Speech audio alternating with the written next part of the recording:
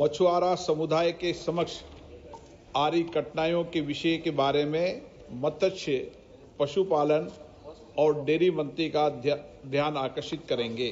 Shri K.C Venugopal ji. Thank you very much, Honorable Speaker, sir, for giving me opportunity.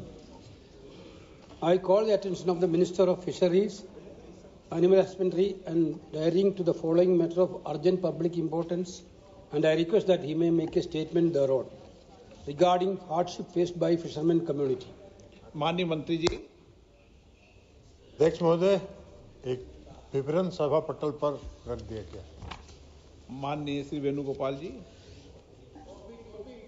Thank you, sir. अभी table भेज दे, copy भेज। I raise today not just a representative of the people, but as a voice for a community that lives and dies by the sea. A community whose lives are deeply connected with the waves of ocean. Their cries are often drowned out by the roaring waves of indifference and neglect. I speak for our fishermen, the unsung heroes who have the unpredictable seas to bring food to our table. But they live in the shadow of neglect. Across the vast coast of Gujarat to Kanyakumari and Bengal to deep south and in the Andaman Island and Lakshadweep, they live every day at the mercy of nature, stormy seas, harsh winds and uncertain fates. There are the people who feed our nation but struggle to feed their own families, sir. Sir, here in this country there is only one Job who didn't have the guarantee of getting wages. Every day fisherman goes to sea for fishing. Morning, evening, night, all time they are going for the fishing. Sometimes they bring with fishes, bring back. Sometimes they come with empty hands. This is the only one. ഈ ഒറ്റ ജോലി മാത്രമേ ഉള്ളൂ sir ഈ ലോകത്ത്, ഈ രാജ്യത്ത്. ജോലി ചെയ്താലും കൂലി ഉറപ്പില്ലാത്ത ഒരേ ഒരു ജോലി മാത്രമേ ഉള്ളൂ. അത് മത്സ്യത്തൊഴിലാളികൾ ചെയ്യുന്ന ജോലിയാണ് എന്ന് പറയട്ടെ, സങ്കടപൂർവ്വം പറയാൻ ആഗ്രഹിക്കുകയാണ്. അവരുടെ ജീവിത പ്രയാസങ്ങൾ, ദുരിതങ്ങൾ, വേദനകൾ പലവട്ടം സഭ ചർച്ച ചെയ്തിട്ടുണ്ട് സർ. പക്ഷെ ആ ചർച്ചകളിലൂടെ ഒന്നും ഒരു പരിഹാരവും കാണാൻ കഴിയുന്നില്ല എന്നുള്ളതുകൊണ്ടാണ് അങ്ങ് അനുവദിച്ച ഈ കോളിംഗ് അറ്റൻഷൻ ഞാനിവിടെ സൂചിപ്പിക്കാൻ ആഗ്രഹിക്കുന്നത്. Sir, they do not seek rich or luxuries. All they ask for the dignity of a life without fear, a life where their children can dream beyond the horizon. When I talk about the fisherman, my colleague from Kerala will remember in 2018 when the flood through its own country, it was the fishermen who came with their boats. They reached every corner. They rescued thousands of people. They were the army. They were the angels. But do we remember them, sir? നമ്മൾ അവരെ വിളിച്ചിരുന്നു sir. അന്ന് ആ കാലഘട്ടത്തിൽ ഇത് കേരളത്തിന്റെ സൈന്യമാണെന്നും മത്സ്യത്തൊഴിലാളികളെ. വെള്ളപ്പൊക്കം വന്ന് ജനങ്ങൾ ദുരിതത്തിലായി, പാവങ്ങൾ മരിക്കുന്ന അവസ്ഥ വന്നപ്പോൾ ഈ പാവപ്പെട്ട മത്സ്യത്തൊഴിലാളികളാണ് ബോട്ടിൽ പോയി ഇവരെ മുഴുവൻ രക്ഷപ്പെടുത്തി കൊണ്ടുവന്നത്. അവരെയാണ് the army of Kerala. That point of time everybody called like them, but whether we are remembering them now, this is a question I need an answer, sir. India is one of the largest fish producing countries. Morning also Honorable Minister replied to a question. The sector provides food, nutrition and livelihood to millions. Yet what do we back to those who sustain? So GDP numbers are very good. Our fishermen contribute to a booming industry, 1.24% of Indian gross value added and 7.28% to agricultural GVA in 2018 and 19. With an average growth of 7.53% in fish production, India's marine fisheries potential is immense. Morning, you spoke about it. Our exclusive economic zone spans over 2.02 million square kilometer, yet the wealth from this remains concentrated in few hands. While the true custodians of the sea, the fishermen, remain in chains of poverty, sir. It's break my heart, sir, Honorable Speaker, to witness this painful irony. Every time I travel across vast coastal such as my constituency, Alappuzha, I see men and women whose lives taste of salt. Not the salt of the ocean, but the salt of tears, sir. Tears of hardship, tears of neglect. These are the tears of those who have given everything to the sea and received nothing but despair in return. Sir, like coastal fishermen, inland fishermen also there, sir. Apart from the sea-going fishermen, we have a considerable number of inland fishermen. The inland fisheries activities are conducted across an extensive network of rivers and canals, 1.95 lakh kilometer. Floodplain lakes, 8.12 lakh hectares. Backwaters, ponds and tanks, reservoirs with an estimated fish production potential about 17 million tons. Currently, the inland fisheries has emerged as a major contributor to the overall fish production in this country. Despite India being the second largest fish producer globally, the government policies and priorities are misguided, sir. The marine fishery sector is a unique and irreplaceable source of livelihood for millions and also our inland fishing communities. Yet, we lack even basic reliable data on the socio-economic conditions of our fishermen. How can we uplift the community when we cannot even measure the suffering of them?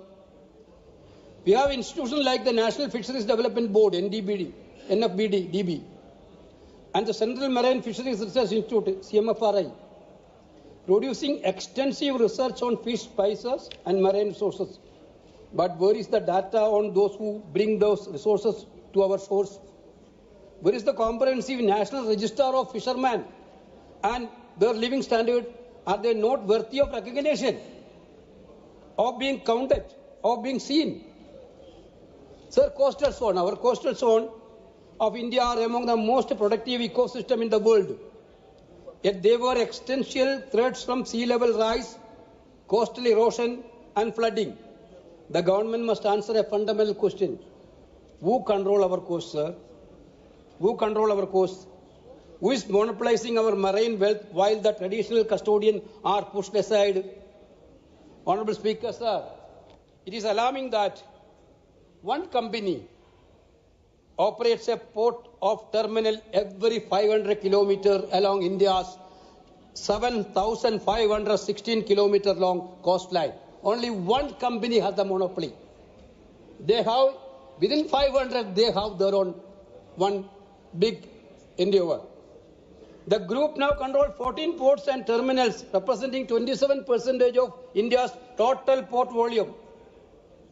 Ports from Halda in West Bengal to Vizhinjam in Kerala are under their control. Sir, the problem, what is the problem? In these areas, total privatization of these ports now creating problem for the poor fishermen. Thousands of poor fishermen are being displaced, their livelihoods snatched away, their futures are stolen, sir. Sir, rivers and backwaters, look at our, I told about inland fishermen, sir. We have much of rivers and backwaters. For my own constituency, I think you had been there. One of the beautiful backwater area in the world itself. Gateway of the backwaters. मुझे आप लेके कब गए जो मैंने देखा ही नहीं? बिल्कुल बिल्कुल. Most beautiful lake, but nowadays what is the buying the above blocks in offshore areas?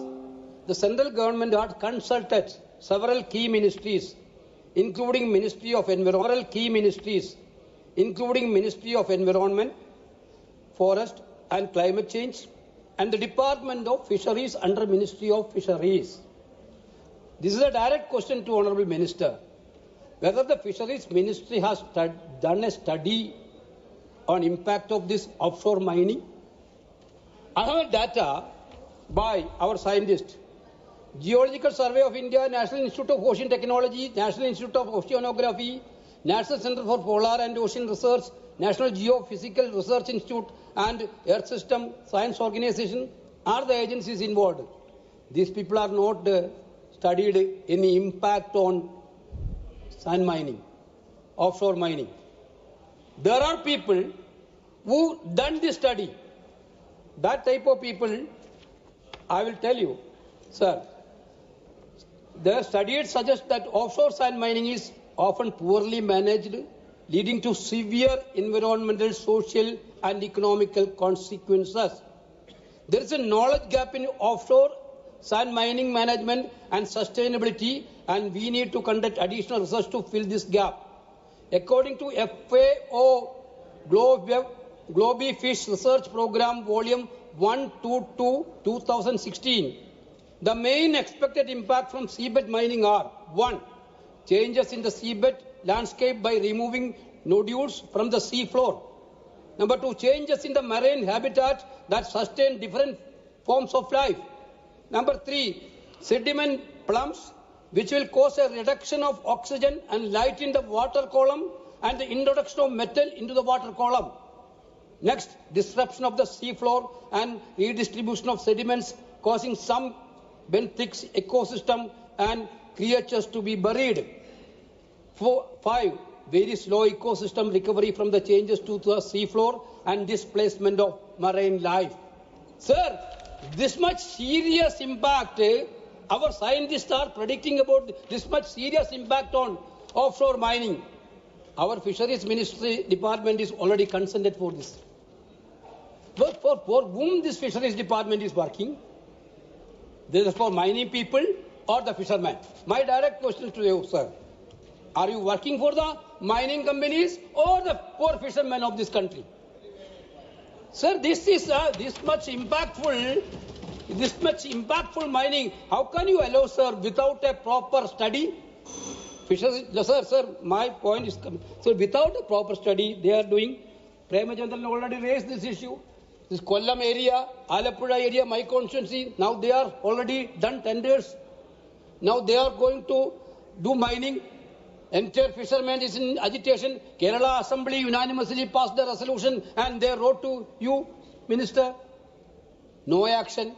The government has to come. Yesterday, our Honorable LOP Rahul Gandhi ji wrote to Prime Minister to withdraw the name from the mining. So somebody has to stop this mining. Government side has to come forward onto mining to give a rescue for the poor fishermen of this country. That's why my valid points, sir, I am trying to tell that we cannot allow these things, sir. Because otherwise also fishermen are, you are not even allowing a construction of houses for the fishermen, poor fishermen. When the fisherman is going to construct a house, you will tell CRS norms are there, you are not allowed to construct a small house.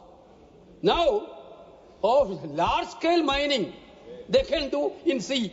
No problem. No environmental impact study. Nothing is there. Now, what government is telling, after tender, if somebody took a tender company has